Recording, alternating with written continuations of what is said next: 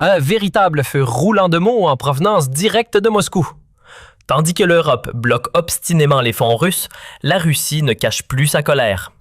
Dimitri Medvedev, fidèle allié de Vladimir Poutine, a lâché une tirade flamboyante, transformant le sommet de Bruxelles en un théâtre de brigands et de voleurs aux yeux du Kremlin.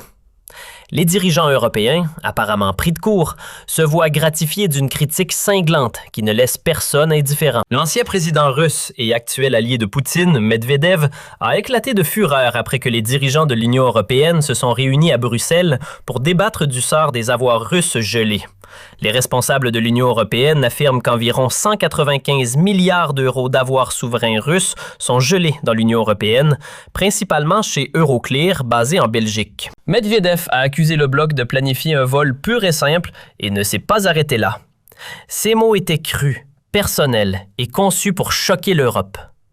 L'explosion est survenue quelques heures seulement après que les dirigeants de l'Union européenne ont conclu leur sommet sans atteindre le consensus nécessaire pour aller de l'avant avec la saisie des avoirs. Un échec que Moscou semble considérer comme une victoire, même s'il dénonce ce qu'il appelle l'hypocrisie occidentale. Ce message est arrivé juste après le sommet et les analystes affirment que Moscou tente de présenter le résultat comme une faiblesse de l'Union européenne tout en maintenant la pression sur le débat des avoirs. Dans une publication sur les réseaux sociaux, Medvedev a utilisé des insultes personnelles vulgaires à propos de plusieurs dirigeants européens. Nous ne répéterons pas ces insultes, mais les responsables russes ont présenté le débat de l'Union européenne comme un vol et ont averti de conséquences. Le langage reflète la posture de plus en plus conflictuelle de Moscou envers les dirigeants européens, alors que le débat sur les avoirs gelés s'intensifie. La rhétorique de Medvedev est devenue progressivement plus extrême depuis le début du conflit. Autrefois considéré comme un réformateur modéré pendant sa présidence de 2008 à 2012, il s'est réinventé comme l'une des voix les plus bellicistes du Kremlin, menaçant régulièrement d'escalade nucléaire et attaquant les dirigeants occidentaux sur les réseaux sociaux. Medvedev a affirmé que l'Union européenne n'avait fait que suspendre et non abandonner son plan de saisir l'argent russe. Il a déclaré que Bruxelles voulait organiser un braquage, argot criminel pour vol à main armée, mais a reculé après la pression de Washington. Selon Medvedev, les dirigeants européens manquaient de courage pour agir seuls et se sont inclinés devant ce qu'il a appelé la supériorité des gestionnaires américains. Medvedev a affirmé que l'Union européenne n'a pas abandonné l'idée et tente de réduire l'exposition juridique. Les discussions de l'Union européenne se sont concentrées publiquement sur les risques juridiques et financiers, en particulier pour la Belgique. Il n'y a aucune confirmation publique d'une intervention américaine quelconque. Medvedev s'est moqué des divisions à l'intérieur du bloc, soulignant que plusieurs pays ont refusé de contribuer à ce qu'il a raillé comme un fonds commun européen pour soutenir Kiev. La Belgique a demandé de fortes protections en raison des risques juridiques et de représailles, tandis que la Hongrie, la Slovaquie et la République tchèque ont obtenu une dérogation des obligations financières pour faire passer le prêt. Pour Moscou, ces divisions représentent une opportunité de créer des fissures entre les États membres de l'Union européenne. Le Kremlin cherche depuis longtemps à exploiter les désaccords au sein de l'Union européenne, cultivant des relations avec les États membres sceptiques et amplifiant les voix qui remettent en question le soutien continu à l'Ukraine. Les commentaires de Medvedev, nommant des pays spécifiques qui ont soulevé des objections, servent cette stratégie en mettant en évidence les fissures dans l'unité européenne que la Russie espère élargir. Le Kremlin a redoublé la rhétorique de Medvedev. Vladimir Poutine lui-même a averti que l'utilisation des avoirs russes équivaudrait à un vol ouvert et non à de la diplomatie. Poutine a déclaré qu'une telle mesure briserait la confiance dans la zone euro et a promis que Moscou riposterait devant les tribunaux à travers les juridictions partout où c'est possible.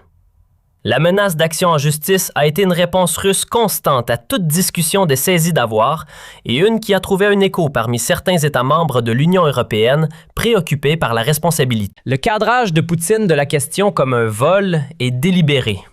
En présentant toute utilisation des avoirs russes comme un vol, Moscou vise à déplacer le récit de l'invasion russe de l'Ukraine, qui a déclenché le gel des avoirs en premier lieu, vers ce qu'il présente comme l'anarchie occidentale. Malgré des heures de négociations tendues, l'Union européenne n'a pas réussi à atteindre un consensus sur la saisie des fonds gelés russes. La Belgique a demandé de fortes protections en raison des risques juridiques et de représailles, avertissant qu'elle pourrait faire face à des poursuites massives et à des représailles financières si la Russie poursuit et gagne. L'échec à atteindre un consensus reflète des tensions plus profondes au sein de l'Union européenne sur l'agressivité à adopter face à la Russie. Alors que la Pologne et les États baltes ont constamment poussé pour une pression maximale, d'autres États membres, en particulier ceux ayant des liens historiques ou économiques avec Moscou, ont appelé à la prudence. La position de la Belgique s'est révélée décisive. En tant que pays hébergeant Euroclear, où se trouve la majorité des avoirs gelés de la Banque centrale russe, la Belgique a le plus à perdre si les contestations juridiques réussissent. Les responsables belges ont averti à plusieurs reprises que saisir ces avoirs, plutôt que simplement les garder gelés, pourrait exposer le pays à une responsabilité juridique importante. La préoccupation n'est pas hypothétique.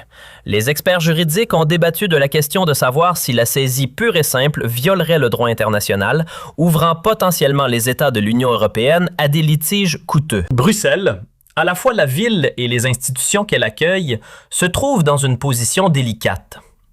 La Belgique veut soutenir l'Ukraine, mais craint de devenir la cible principale des représailles juridiques russes. Euroclear est un important dépositaire européen de titres.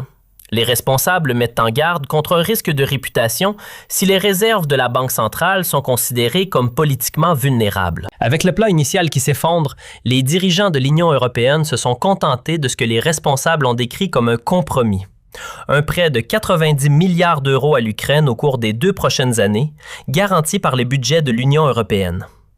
Le Conseil européen affirme que l'Ukraine ne rembourserait le prêt qu'une fois les réparations reçues et que l'Union européenne se réserve le droit d'utiliser les avoirs immobilisés pour le remboursement. Le prêt représente un engagement important, mais reste en deçà de l'approche plus agressive que certains dirigeants ont recherchée. La structure du prêt est notable. En liant le remboursement aux réparations russes, l'Union européenne a effectivement créé une dette qui pourrait ne jamais avoir besoin d'être remboursée par l'Ukraine. Du moins, pas avec ses propres ressources. Si la Russie ne paie jamais de réparation, la question de savoir qui supporte finalement le coût reste ouverte. Le président du Conseil de l'Union européenne, Antonio Costa, a déclaré que l'Union européenne a conclu un accord sur un prêt de 90 milliards d'euros garanti par le budget de l'Union européenne. Nous nous sommes engagés et nous avons livré. Costa a déclaré qu'en octobre, nous avons décidé que l'Union européenne couvrirait les besoins financiers urgents de l'Ukraine pour 2026 et 2027. La semaine dernière, nous avons décidé que la Russie ne récupérerait pas ses avoirs tant que Moscou ne mettrait pas fin à son agression. Costa a souligné que l'Ukraine ne supporterait pas le fardeau financier du remboursement, du moins pas immédiatement. En urgence, nous fournirons un prêt garanti par le budget de l'Union européenne. Cela répondra aux besoins financiers urgents de l'Ukraine et l'Ukraine ne remboursera ce prêt qu'une fois que la Russie paiera des réparations. Il a déclaré que l'Union se réserve le droit de faire usage des avoirs immobilisés pour rembourser ce prêt. Costa a indiqué que la question des avoirs n'est pas close. La Commission a reçu un mandat pour continuer à explorer les options. En même temps, nous avons donné un mandat à la Commission de continuer à travailler sur le prêt de réparation basé sur les avoirs russes immobilisés. Costa a repoussé les critiques selon lesquelles le soutien continu prolonge le conflit. Notre objectif n'est pas de prolonger la guerre. En fait, les décisions d'aujourd'hui sont une contribution cruciale pour parvenir à une paix juste et durable en Ukraine, car la seule façon d'amener la Russie à la table des négociations est de renforcer l'Ukraine. Antonio Costa a déclaré que le message de l'Union européenne à Moscou était très clair et liait le prêt à la position plus large de l'Union européenne sur les sanctions et le soutien à l'Ukraine. Le message que nous envoyons à la Russie aujourd'hui est très clair. Premièrement, vous n'avez pas atteint vos objectifs en Ukraine.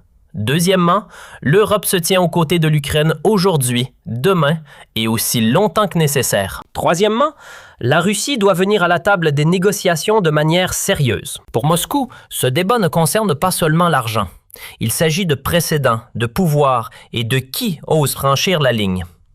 Le Kremlin a constamment présenté tout mouvement contre les avoirs russes comme un défi fondamental à l'ordre financier international, qui minerait la confiance dans les institutions occidentales. L'avertissement de Poutine, selon lequel la Russie riposterait devant les tribunaux à travers les juridictions, signale l'intention de Moscou de rendre toute saisie aussi coûteuse et compliquée que possible. L'argument du précédent résonne au-delà de la Russie.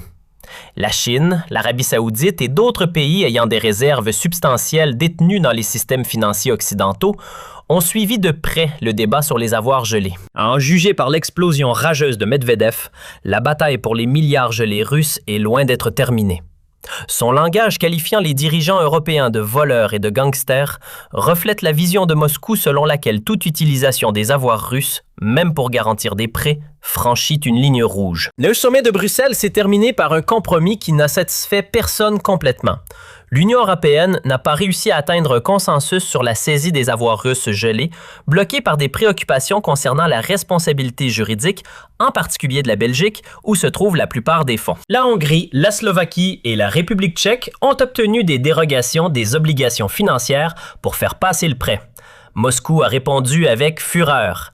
L'assaut verbal extraordinaire de Medvedev, qualifiant le sommet de rassemblement de voleurs et utilisant des insultes personnelles vulgaires à propos des dirigeants européens, signale que le Kremlin considère même ce compromis comme une provocation. Poutine a averti que tout mouvement sur les avoirs russes équivaudrait à un vol ouvert et a promis des représailles juridiques. Pour l'Ukraine, les 90 milliards d'euros représentent un soutien crucial pour les 2 prochaines années.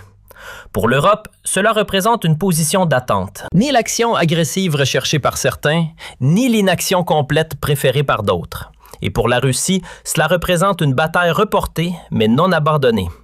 Les avoirs gelés resteront probablement un point d'inflammation dans les relations Union européenne-Russie pendant des années à venir. Alors, selon vous, l'Union européenne a-t-elle fait preuve de prudence stratégique ou de faiblesse face aux menaces de Moscou?